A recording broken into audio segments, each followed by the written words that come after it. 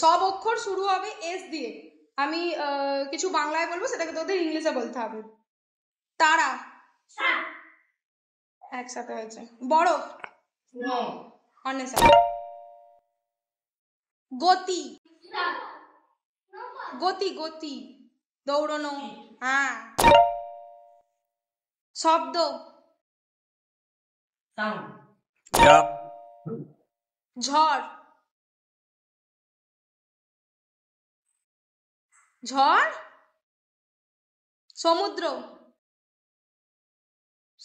হ্যাঁ। আকাশ Sky. মিষ্টি Ow. ছায়া ছায়া